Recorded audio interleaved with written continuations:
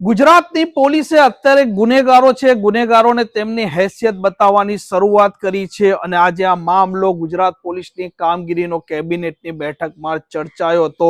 નાયબ મુખ્યમંત્રી હર્ષ સંઘવીએ શું કહ્યું છે, ડીજીપીના સાથે પણ વાત આ પ્રવક્તા મંત્રીએ કરી છે અને તેમણે આ મામલે પ્રતિક્રિયા આપી છે।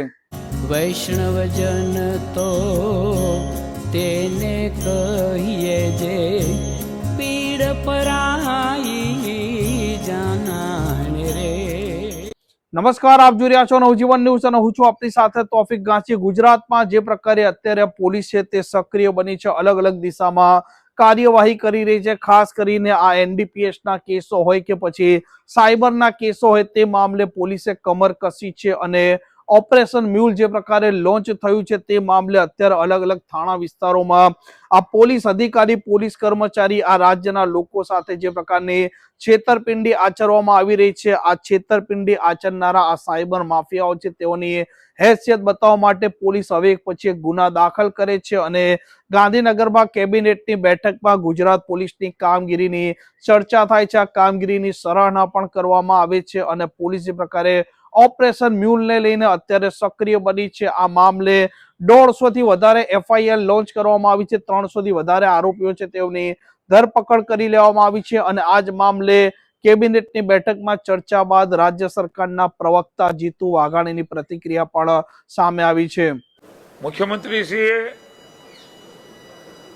નાયબ મુખ્યમંત્રીશ્રી બંને કેબિનેટ બેઠકમાં જે પ્રકારે હમણાં સાયબર ફ્રોડ,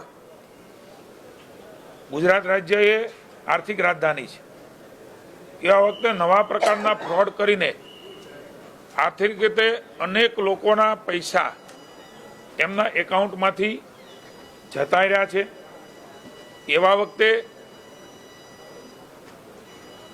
ગૃહમંત્રી ભાઈ હર્ષભાઈના નેતૃત્વની અંદર જે પ્રકારે કામ પોલીસ વિભાગે કર્યું છે એની પણ રિવ્યુ કર્યો।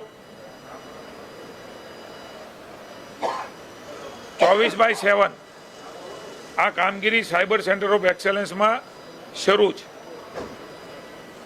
રાજ્યના મંત્રીમંડળના સભ્યોએ મુખ્યમંત્રી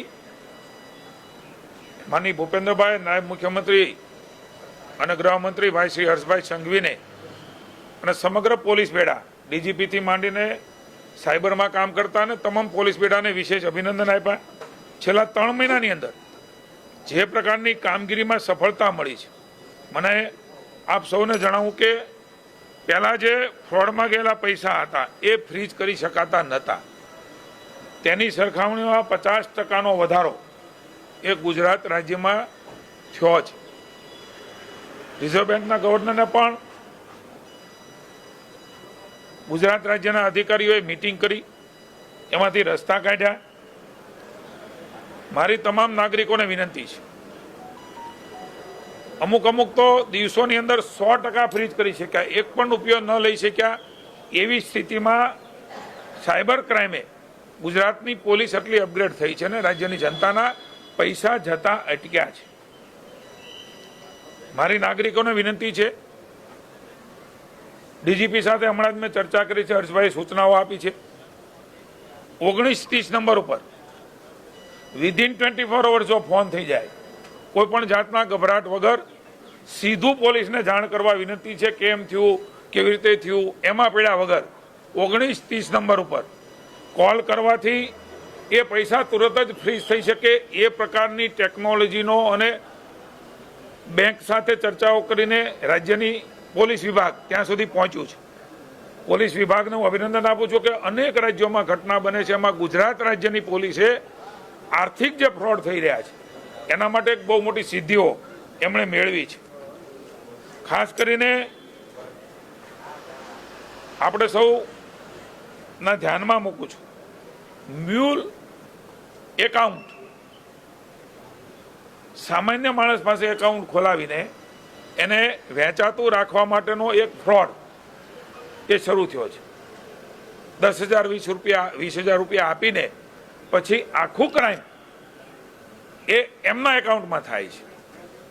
એવા 450 એફઆઈઆર એ પોલીસ વિભાગે દાખલ કરી છે।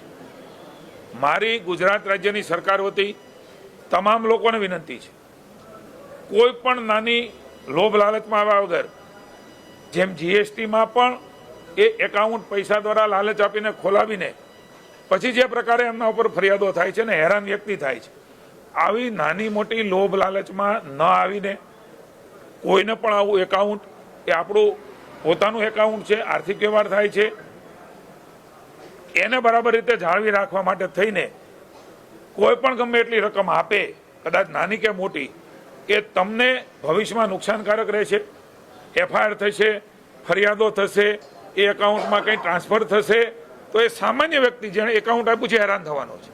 450 એફઆઈઆર થઈ ચૂકી છે અને એ કરવું જરૂરી હતું, કારણ કે જો જાગૃતિ નહીં આવે, ખબર નહીં પડે, તો સામાન્ય માણસ આમાં ફસાતો જશે. એટલે આ પ્રકારની સિદ્ધિ મેળવવા માટે માનનીય મુખ્યમંત્રી ભૂપેન્દ્રભાઈ અને ગૃહમંત્રીને મંત્રીમંડળે વિશેષ અભિનંદન આપ્યા છે. અવેરનેસ માટે, જાગૃતિ માટે રાજ્યની સરકાર વતી હું આપને વિનંતી કરું છું. આ પ્રકારના સમાચાર માટે નવજીવન ન્યૂઝ ચેનલ સાથે જોડાયેલા રહો. નમસ્કાર.